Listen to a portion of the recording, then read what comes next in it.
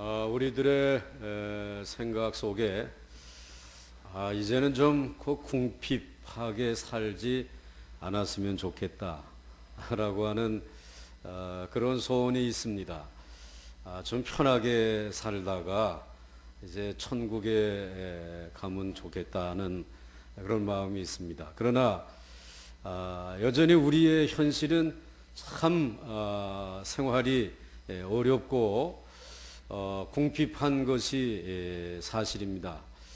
언제쯤이면은 좀 이 궁핍을 떨쳐버리고 살아갈 수 있을까 하는 것이 우리 모두의 마음인 것이 사실입니다. 그러나 궁핍한 것이 다 나쁜 것은 아닙니다.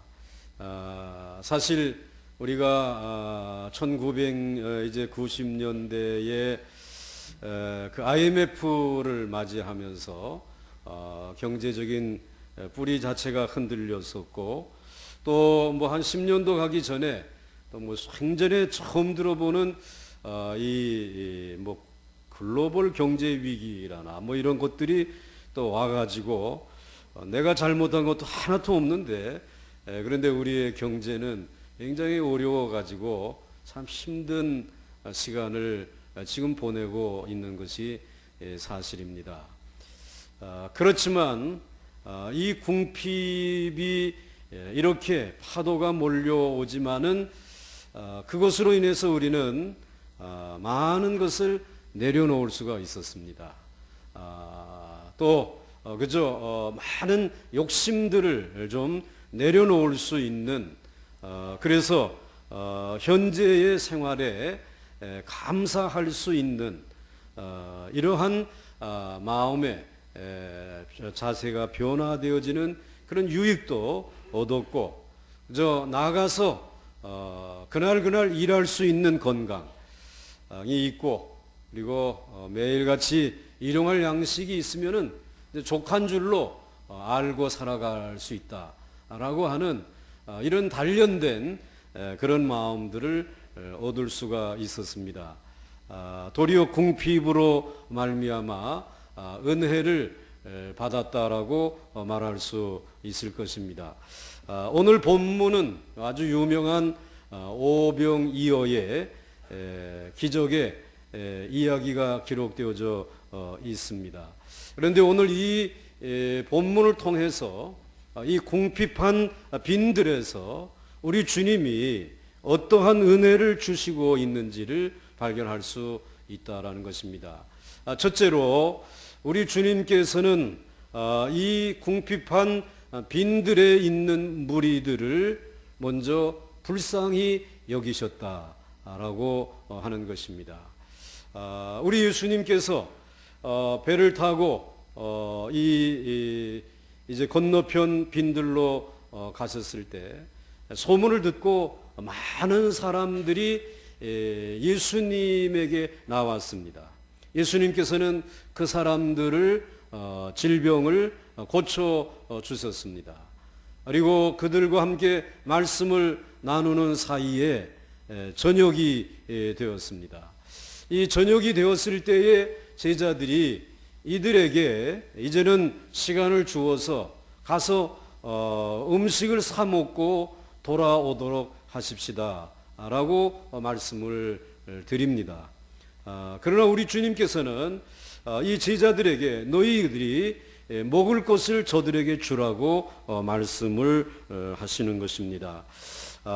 오늘 이 말씀을 하실 때까지 어떻게 그 많은 무리들이 빈들에서 떠나지 아니하고 하루 종일 그곳에 머물러 있을 수 있었을까? 이런 생각을, 이런 질문을 해볼 수 있습니다.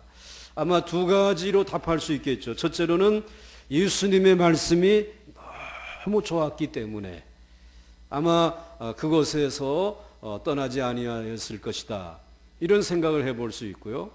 그 다음에 두 번째로는 이들이 그 빈들을 떠나서 집으로 돌아간다고 하더라도 집에 먹을 양식이 없었다라는 것입니다. 그럴 바에는 차라리 이곳에서 말씀을 듣자라고 하면서 거기에 머물러 있었을 것입니다. 여러분, 아무리 좋은 말씀이라도 하루 종일 굶으면서 말씀을 들을 사람이 그렇게 많지는 않습니다. 여러분은 아마 적어도 집에 돌아가시면은 뭐 조그마한 냉장고라도 하나 있을 것이고, 그것에는 시원하게 쟁겨 놓은 물도 시원한 물도 있을 것입니다. 또 오랜 되었지만은 담가 놓은 김치라도 아마 있지 않겠습니까? 뭐 그것을 가지고 여러분들이 간단한 식사를 할 수 있을 것입니다. 그러기에 구둣불 뭐 하루 종일 아무리 말씀이 좋아도 이렇게 이 무리들처럼 그 자리를 떠나지 아니하고 말씀을 들을 마음이 있는 사람 그렇게 많지 않을 겁니다. 그런데 여러분, 여기에 빈들에 모여 있는 무리들을 우리 주님이 보실 때, 또 우리가 볼 때 다 배고픈 무리들이라고 하는 사실입니다. 예수님이 이 배고픈 무리들을 불쌍히 여기셨습니다. 14절 말씀에 예수께서 나오사 큰 무리를 보시고 어떻게 여기셨다고요? 불쌍히 여기셨다라고 하는 것입니다. 설교 시간에 졸고 계신 분들을 불쌍히 여기신 것이 아니라 오늘 거기에 먹을 것이 없어서 뭐 집에 돌아갈 생각을 하지 아니하는 그들을 예수님이 불쌍히 여기셨다라고 하는 것입니다. 단순히 배고픈 무리들이기 때문에 불쌍히 여기셨을까? 예수님이 왜 이 사람들을 불쌍히 여기셨을까? 오늘 본문의 저자인 마태는 그 빈들의 무리들의 배고픔의 이유를 암시하고 있습니다.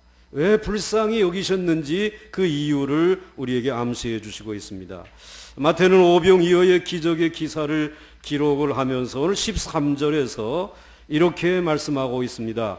예수께서 들으시고 무엇인가 예수님이 아주 중요한 이야기, 참 충격적인 이야기를 들으셨다라고 하는 것입니다.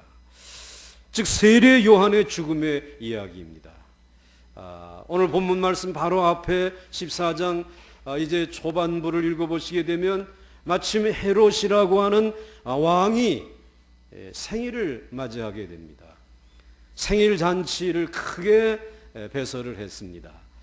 그런데 그 생일 잔치에 참여한 자기 아내, 사실은 자기의 아내가 아닙니다. 자기의 동생 빌립의 아내였습니다. 헤로디아라고 하는 여인을 빼앗아서 이 왕이 자기의 아내로 삼은 것입니다. 그런 사실을 세례 요한이 듣고 그 헤롯이라고 하는 왕에게 이건 잘못된 일입니다 라고 지적을 한 것입니다. 그럼 왕이 그 지적을 받고 예, 제가 잘못했습니다 라고 돌이켜야 되지 않겠어요? 그런데 그리하지 아니하고 이 세례 요한을 감옥에 가두어 버린 것입니다.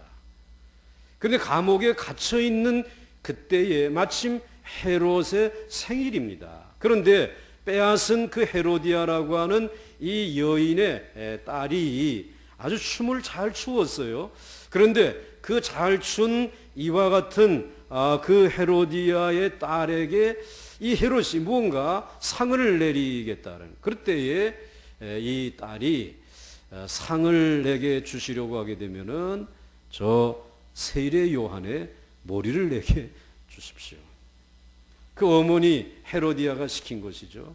그런데 이 멍청한 왕이 어떻게 했습니까? 세례 요한의 목을 잘라서 선물로 준 것입니다. 그 이야기를 예수님이 들었습니다.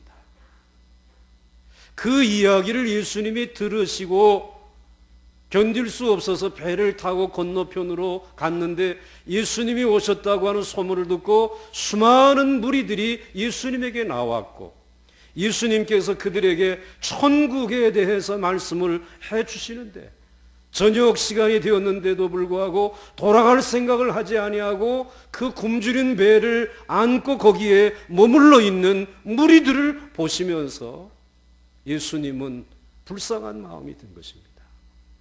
이들의 배고픔의 이유, 오늘 이들의 이 가난의 이유가 어디에 있는지를 아신 것입니다. 그것은 바로 이 베드로의 이 배고픈 무리들이 좋지 못한 이와 같은 왕의 치하에 살면서 이 권력에 취해 있는 이들에 의해서 모든 것을 빼앗겼구나, 이런 생각을 가지게 된 것입니다. 사실 그 빈들에 있는 이 가난한 무리들, 배고픈 무리들은 다 하나님이 본래 그들에게 기업으로 땅을 주셨습니다. 조상들이 대대로 이것은 우리가 하나님을 통해서 받은 땅이라고 귀하게 여기는 땅입니다. 그런데 그 땅에서 농사를 짓고 살아가는 동안에 어느 해는 농사가 잘 될 때도 있고 못 될 때도 있잖아요. 그런데 이 농사가 잘못되어지게 되면은 굶어야 한단 말이죠. 그리고 굶어야 하니까는 누군가에게 넉넉한 사람에 가서 돈을 빌리게 됩니다. 그리고 이자를 갚아야 되겠죠. 또 이자를 갚아야 될 이와 같은 상황이 도래하게 되면은 그 다음에 농사 잘 되면은 내가 갚지 했는데 그 다음에 농사가 생각대로 잘 되지 않습니다. 이자도 빠듯하게 갚을 만큼밖에 되지 않습니다. 그러면 이 돈을 빌려준 사람이 어떻게 하겠습니까? 뭔가 담보를 가지고 와야 또 돈을 빌려주고 그리고 또 농사를 지을 수 있는 자본을 대주지 않겠습니까?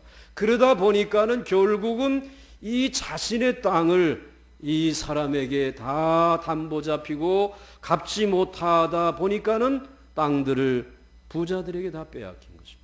권력 있는 사람들이 다 가져가 버린 것입니다. 성경의 말씀대로 안식년이 되면 또는 안식년을 7번씩 지나면 신년이 되면 본래 땅 주인에게 돌려주어야 되잖아요. 그런데 이 하나님의 말씀이 이루어지지 아니하면서 결국은 가난한 사람은 더 가난해지는 것이죠. 부자는 더 큰 부자가 되어지는 것입니다.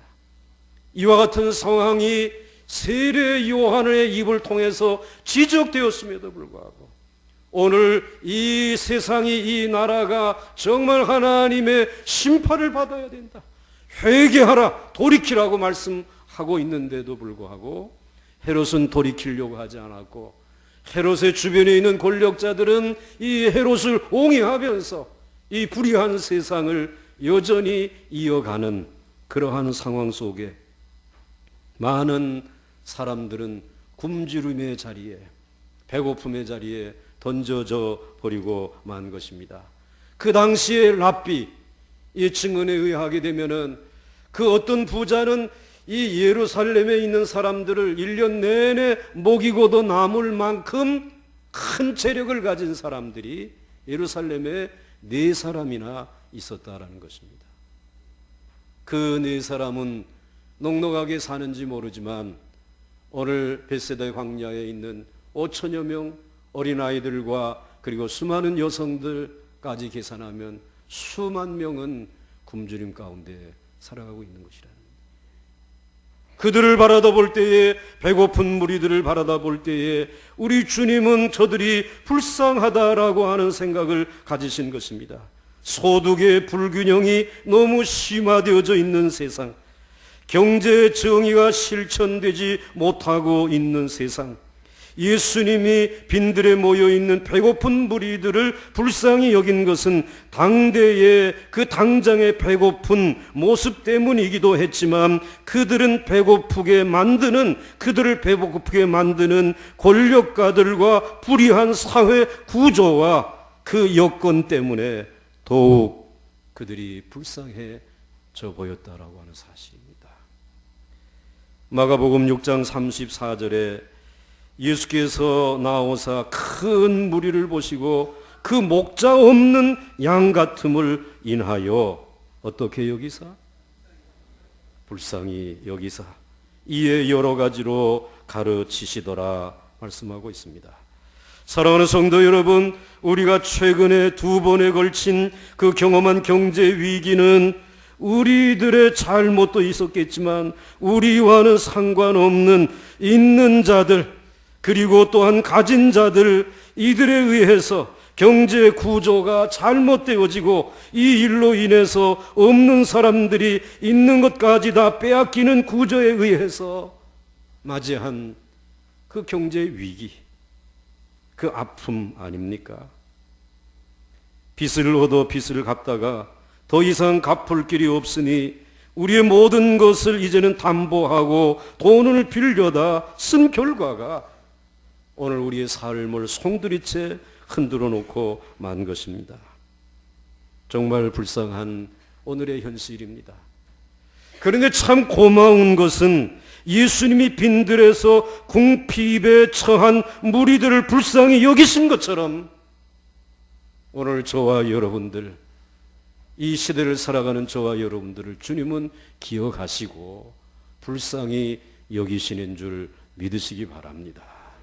우리가 믿는 예수님은 우리의 배고픔을 외면한 채 멀리서 설교만 하시는 분이 아니고 우리의 가난과 배고픔 속에 오셔서 우리와 함께 고통을 나누시는 분이십니다. 배고픔을 모르는 신은 신이 아닙니다.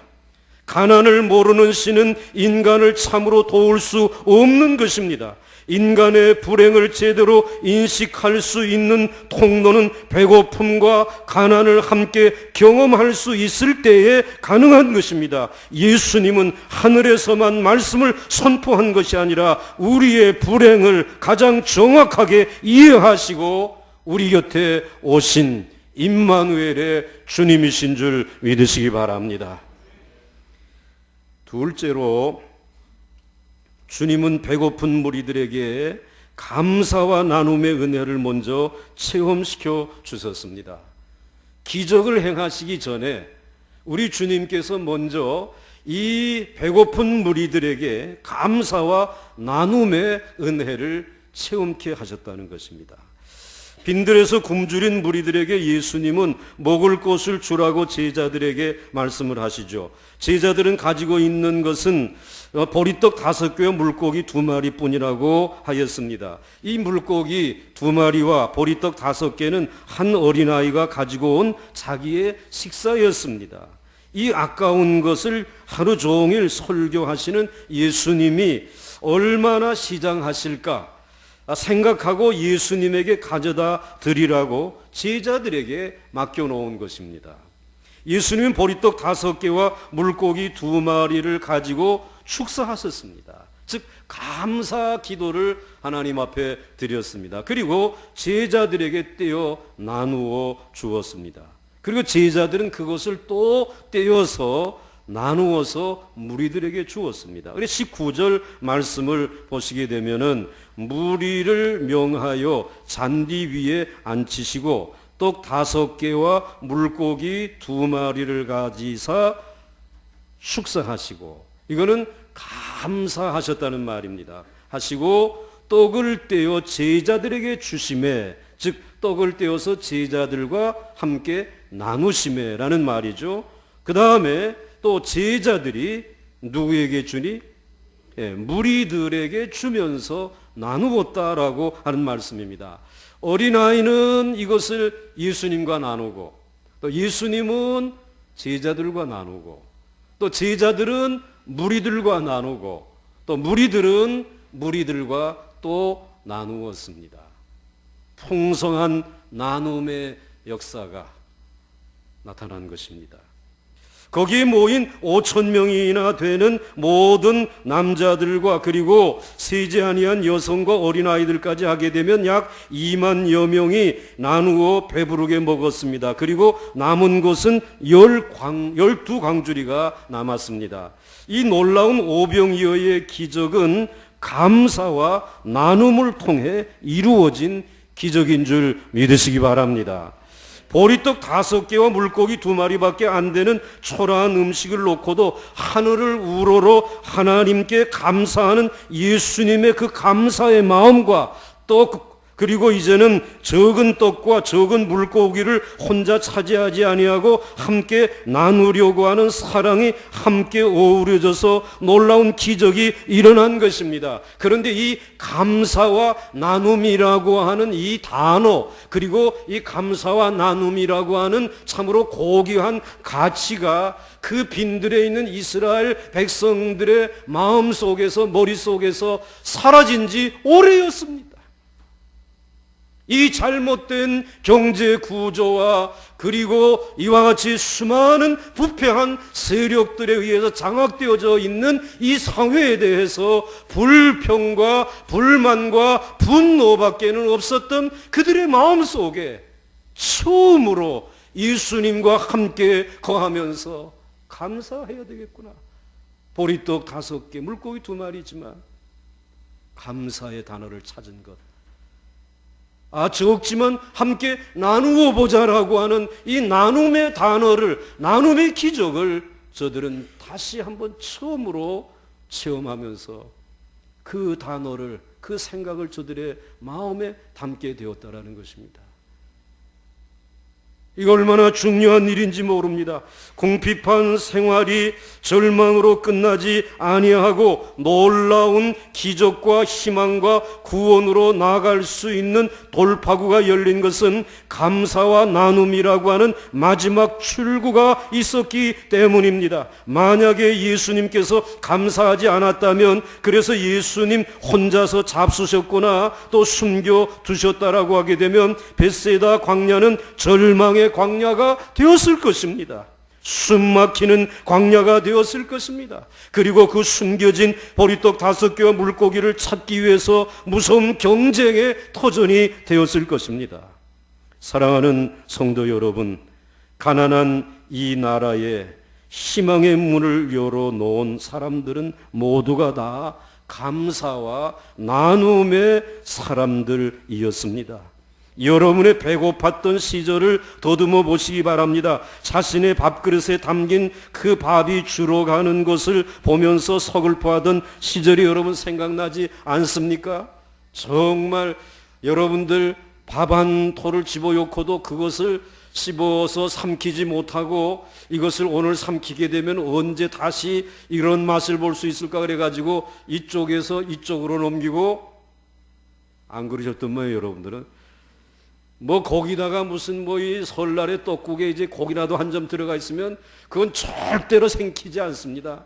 여기서 열로 여기서 졸로 달아질 때까지 말이죠.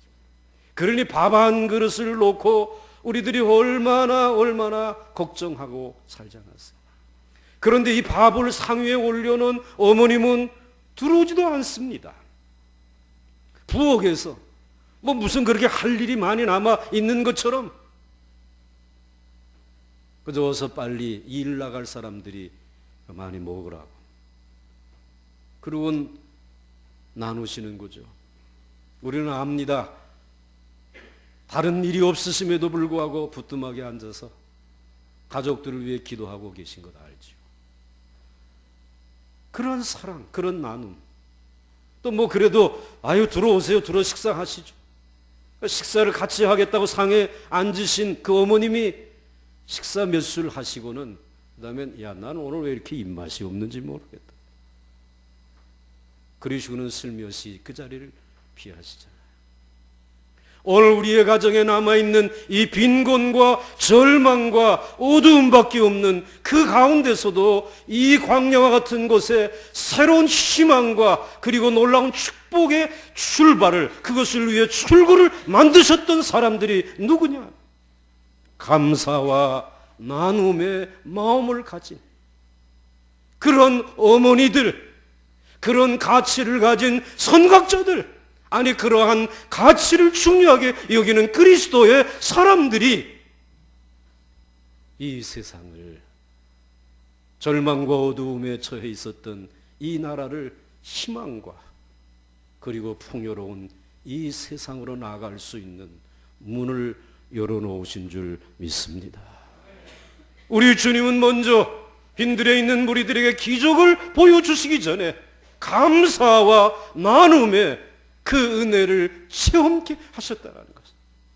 그것을 경험하게 하셨다라고 하는 말씀입니다. 오늘 벳세다의 그 놀라운 들녘의 궁핍은 감사와 나눔의 은혜로 인하여 기적의 들녘이 되었고 축복의 안식의 들녘이 될 수 있었습니다.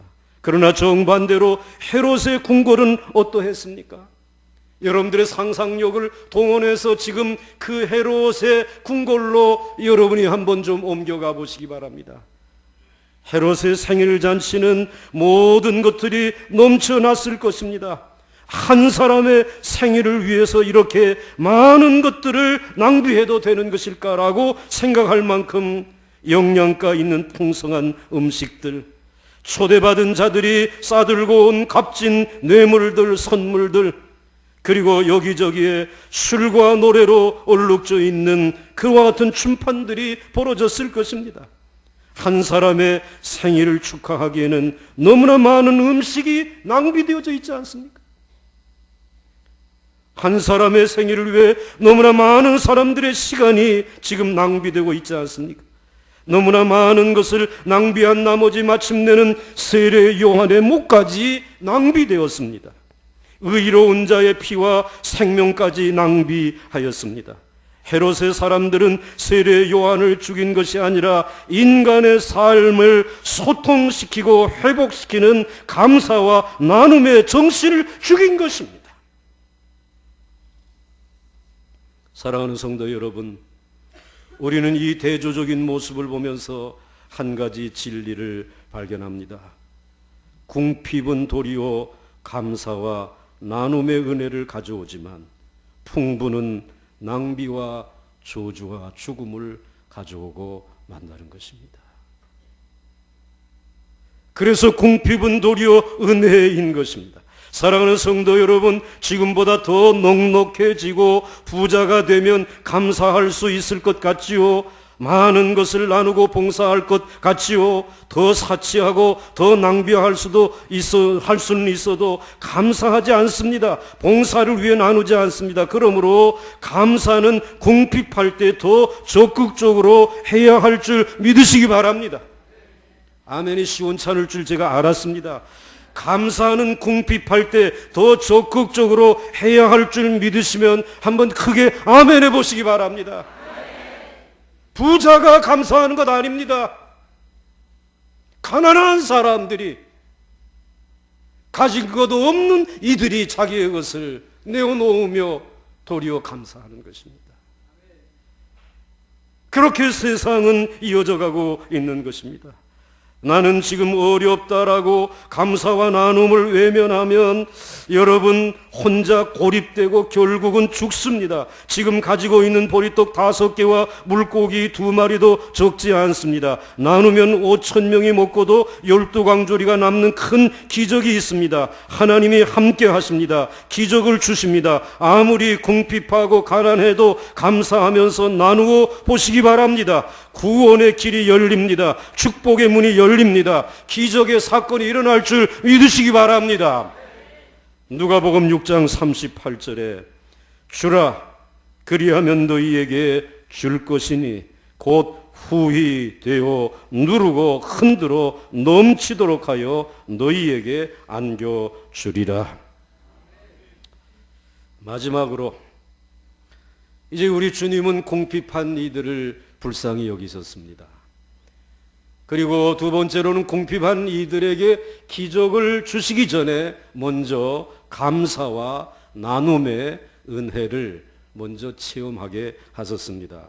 이제 마지막으로 주님은 배고픔의 은혜를 잊지 않게 하셨습니다.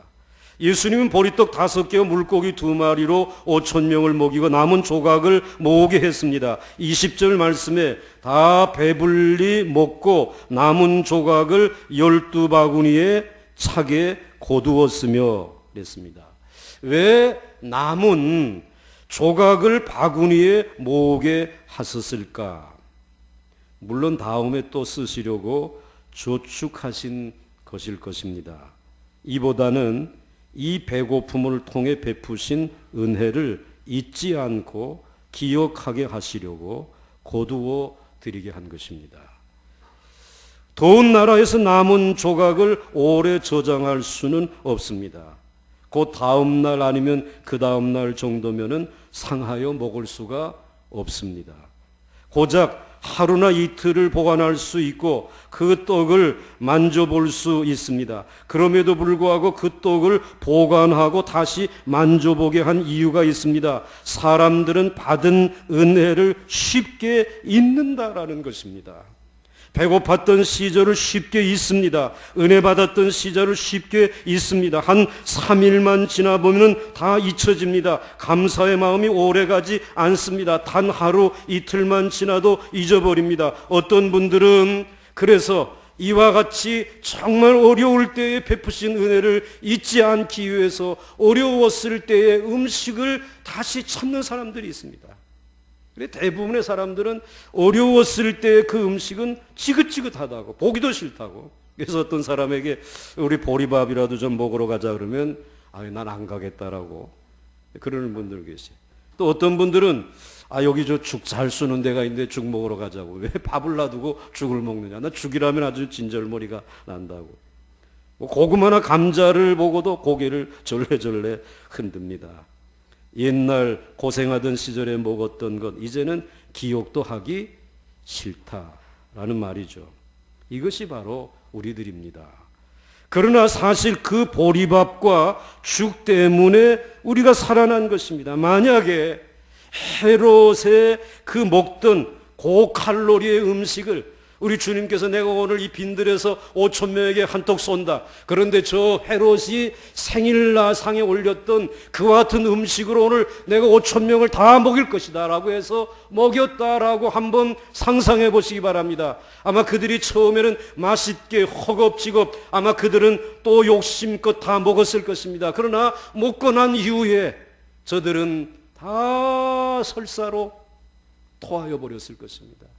왜? 소화력이 이미 그동안에 먹지 못했기 때문에 기름지고 이와 같이 칼로리가 많은 것을 감당할 만한 위장이 아니라는 말씀이죠. 그러니까 그것은 다 낭비되어지고 마는 것입니다. 그리고 우리 예수님이 이들이 먹어서 그래도 양식이 될 수 있는 것은 저 7성급 호텔 헤롯 호텔의 인류 셰프가 만든 양식이 아니라 가정식 백반이 낫다. 보리떡 5개 하고 물고기 2마리. 그거 먹으면 100% 내 양식이 될 수 있다. 맞춤 양식을 준비해 주셨어. 제가 이번에 이 오도 선교회 일로 인해서 잠시 압록강 그 옆에 있는 단동 저희 오도 선교회에서 이제 이 교회들이 모아가지고는 계속 1년에 한 번씩 이제 밀가루를 이렇게 보냅니다. 그런데 그 밀가루를 보내는 일도 이게 수월치가 않습니다.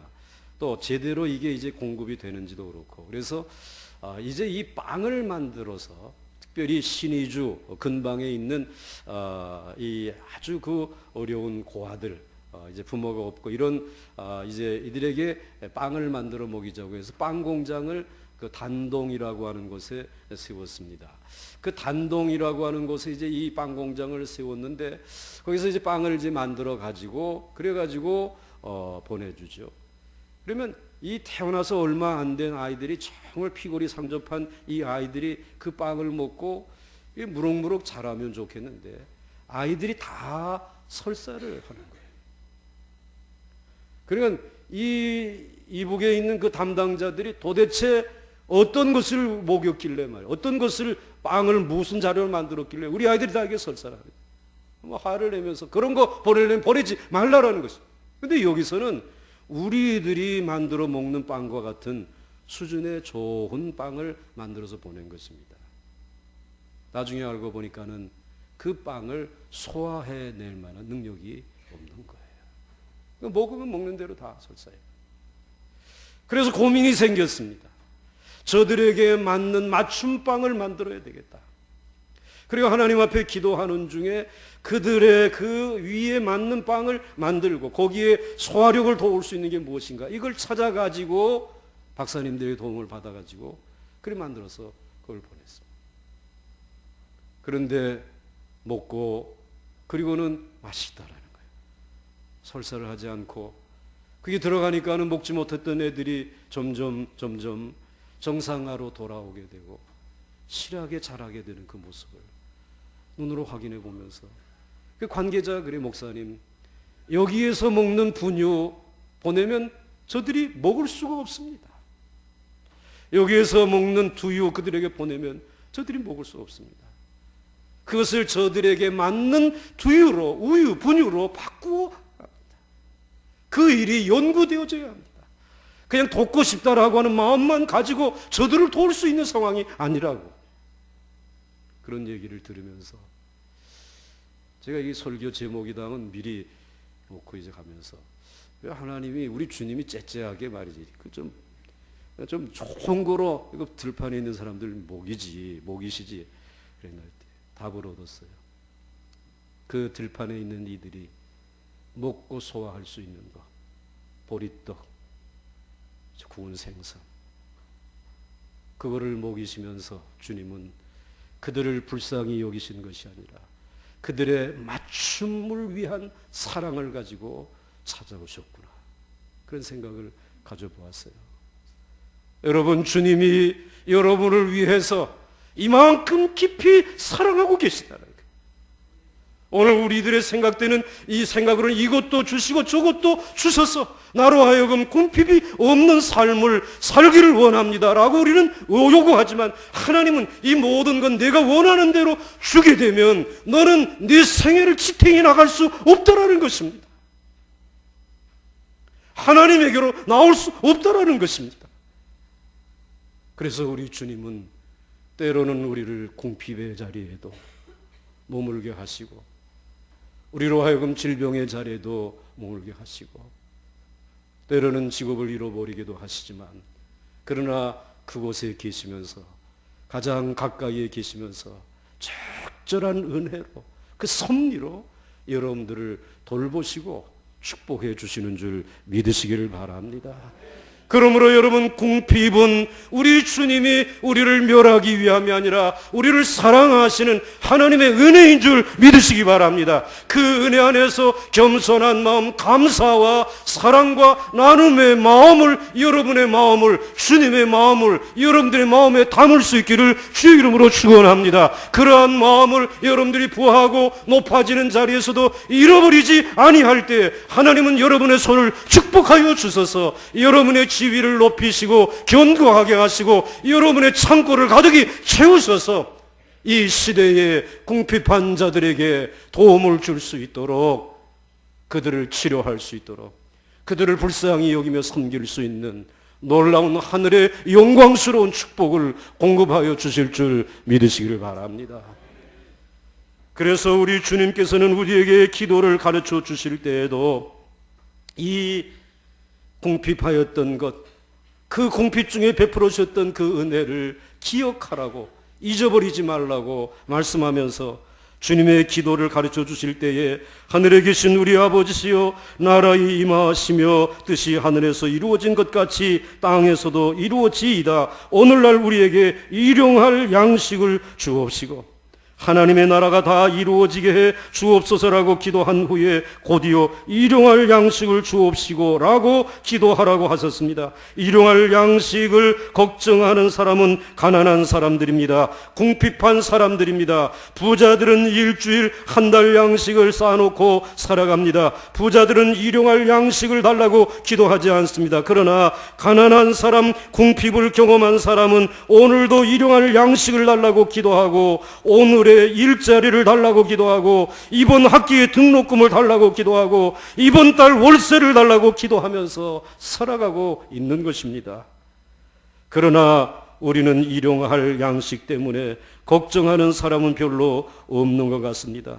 적어도 며칠 양식 정도는 다 가지고 있지 않습니까? 그럼에도 불구하고 배고팠던 시절을 기억하는 사람은 주님의 은혜로 12강주리에 담겨있는 떡부스러기를 만져본 사람들은 오늘도 일용할 양식을 주옵소서라고 기도할 줄로 믿습니다.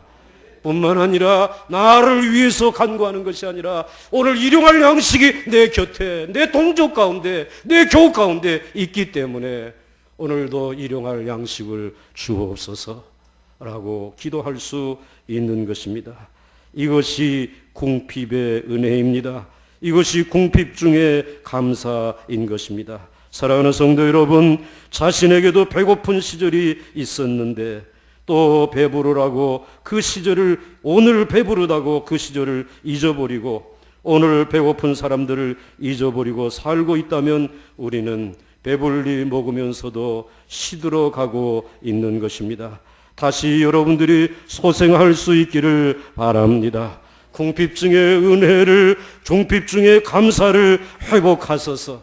주님이 불쌍히 여기시는 은혜 안에 거하시고, 그리고 먼저 감사와 사랑과 나눔의 은혜를 체험하시고 그것을 마음에 담으시고, 그리고 여러분에게 베푸신 하나님의 은혜를, 그 놀라운 풍성한 은혜를 잊지 않고 기억하면서 오늘도 일용할 양식을 위하여 염려하는 이들의 곁에 서서 그들과 함께 삶을 세워나갈 수 있는 이 시대의 생명을 살리는 하나님의 백성들이 될 수 있기를 주의 이름으로 축원합니다.